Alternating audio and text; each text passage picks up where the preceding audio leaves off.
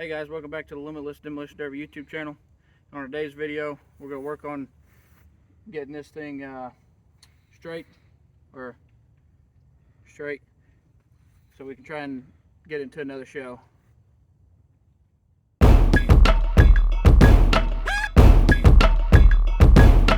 Alright, well, as you can tell, this is the good side. No, not really. Neither one's good. Give you guys a walk around of this car and show you how bad it is at first, and then hopefully we'll get it good enough to run again. So we're gonna start right here. You know, it's always nice when your fender just sits there. She's pretty nosed. This side actually bent perfect. It bent behind the box. Don't worry about door shots disturbing. Very surprised about this tire. Well, still being a tire, and it's kind of bent in and out and around, and well, it's still round all the way around. It's giving in front of the rear hump just a touch, and well, as you can tell, there's nothing left of the rear end here. And when you got this bent up like that, well, you can't really see backwards, so I decided to cut a nice little hole in it.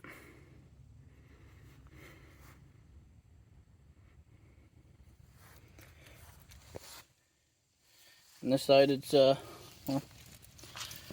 hump's blown in every which way other than the right way. This tire's a lot better than the other side, and well, this is the less gooder side. No sheet metal whatsoever left. This is a drive forward only car anymore. Sheet metal's just dangling. Well, the door's still shut. Let's see here.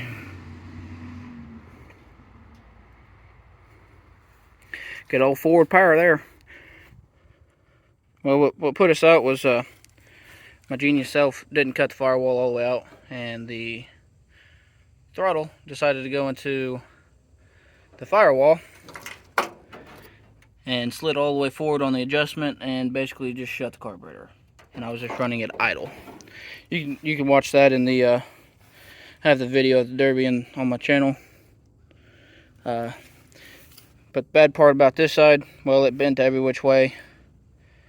Let's get down here. You can see it's bent right here. That's from the down bar bending the frame, and then it decided to give right there behind the box, and it's kinked really bad in front of the box. And then, but wait, there's more. It's bending. See if I can show you guys. It's puckered behind the A-arm, and it's starting to chip paint in front of the A-arm. It's ideal, you know.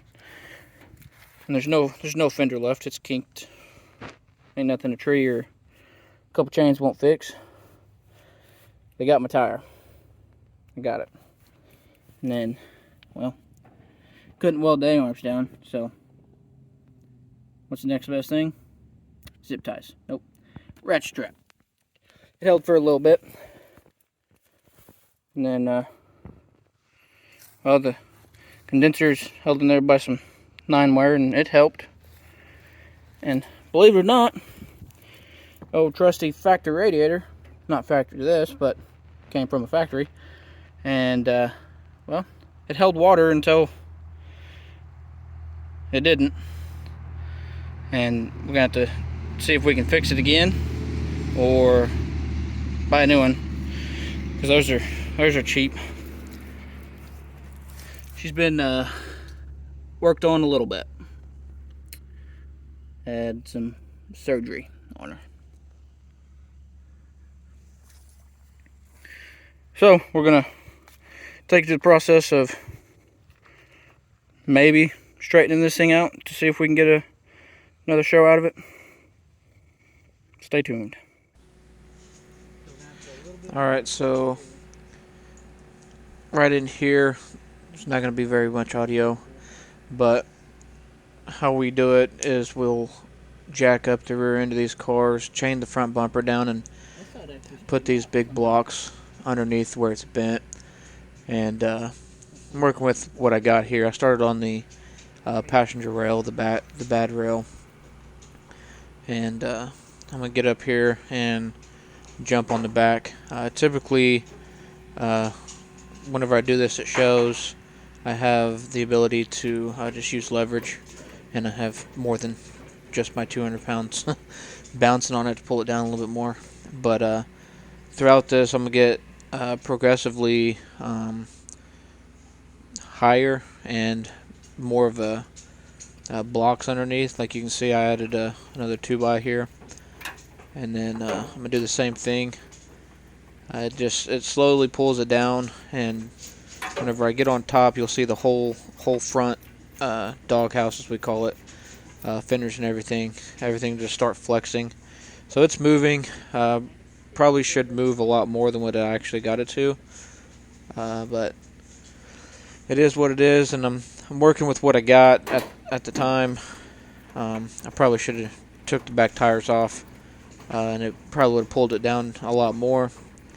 But on these old iron Fords, they real easy to go too far, because then I fight height, the front bumper height, too much as it is, and if I cold tilt it or go too far down, then I lose all of my height completely.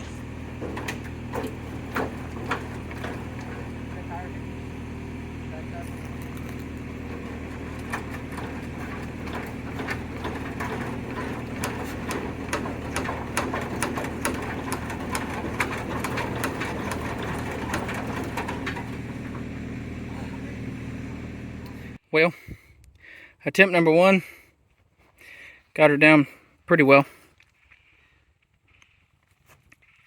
It's just kind of a pain from the box is kind of twisted out with the box bending behind, so it pulled it down and filled that hole or that gap there. So it's kind of like naturally tilted itself. And I'm no genius and haven't done this too much, but I don't know how to properly get that back out. So we'll see on how I can get this plate on here. I'll have to cut all this sheet metal out. And then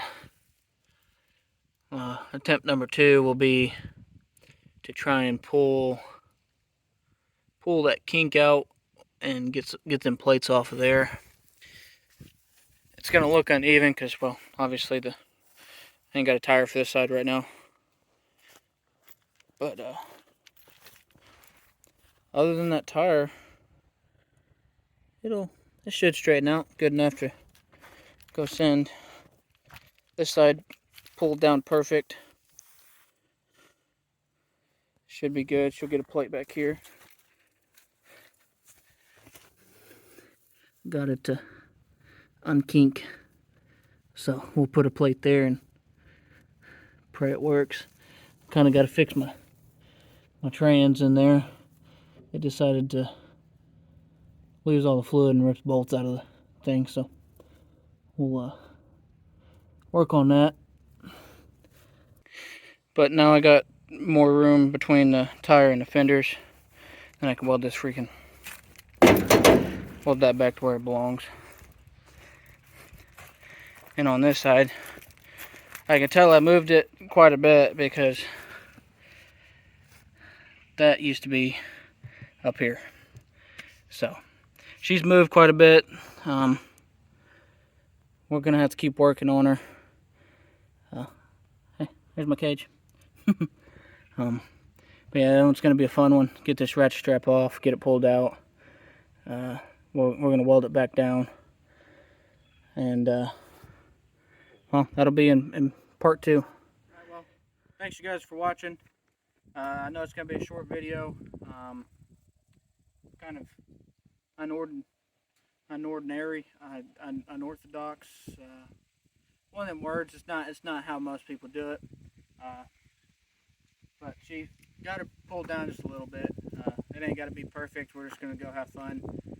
One show will be the last one for this. On the next part, I'm gonna do this in parts, but on the next part, we're gonna try and get the kink out in front of the box, and then try and start cutting and moving plates. Thanks, you guys, for watching.